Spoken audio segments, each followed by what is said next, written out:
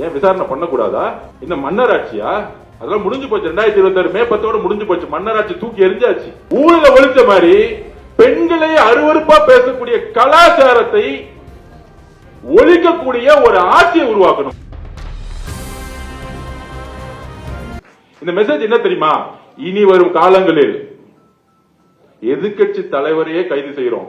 இனிமேட்டு இந்த சோசியல் மீடியால இருக்கிறவங்க, இந்த மஞ்ச பத்திரிகை நடத்துறவங்க, என்ன இந்த ட்விட்டர்ல டூப்ளிகேட் ஐடி வச்சிருக்கிறவங்க, இன்ஸ்டாகிராம் டூப்ளிகேட் ஐடி வச்சிருக்க திமுக வச்சிருக்காங்களா, எல்லாத்தையும் தேடி பிடிச்சி பெண்களை நோக்கி விமர்சனம் வந்தா உடனடியே கைது செய்யுங்க. இதுதான் தமிழகத்துடைய முதல் கொள்கை.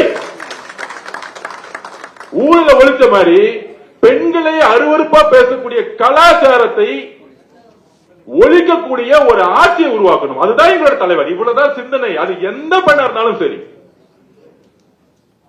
இதுதான் முதல் கொள்கை. பெண்களுக்கான பாதுகாப்பையும் பெண்களுக்கான செக்யூரிட்டியும் அவங்க தைரியமாக வெளியே வந்து பணி செய்யக்கூடிய எந்த ப்ரொஃபஷனல், பொலிட்டிக்கலா இருக்கட்டும், மீடியாவா இருக்கட்டும், எந்த ப்ரொஃபஷனல் தைரியமா வெளியே வரணும்.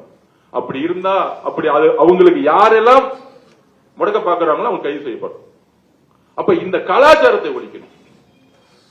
அதுக்குதான் வந்து இந்த கைது. அதுலயும் விசாரணை. ஏன் விசாரணை பண்ணக்கூடாதா? இந்த மன்னராட்சியா? அதெல்லாம் முடிஞ்சு போச்சு. 2026 மே 10 முடிஞ்சு போச்சு. மன்னராட்சி தூக்கி எரிஞ்சாச்சு. இங்க எல்லோரும் தவறு செய்தால் போலீஸ் கூப்பிட்டா விசாரணைக்கு போய் தான் ஆகணும். கூப்பிட்டா 10 மணிக்கு கூப்பிட்டாங்க. எல்லா அட்வொகேட்ஸ் வந்துட்டாங்களாம். பெரிய பெரிய 100 அட்வொகேட் உட்கார வச்சுட்டு எல்லாம் பேசிட்டு நான் போறேன். அதே 8 காலுக்கே போக வேண்டியது தைரியமா இருந்தா. அப்ப போன பிறகு போலீஸ் ஒரு 1 hour 2 hour என்கொயரி பண்ண போறாங்க. ஏங்க பேசுனீங்க? அவருக்கு கொஞ்சம் மறதி நோய். நான் பேசவே இல்லைங்க நேத்து அப்படின்னு சொல்லுவார். அதுக்கப்புறம் கோர்ட்டுக்கு போவோம் சப்ஜெக்ட்.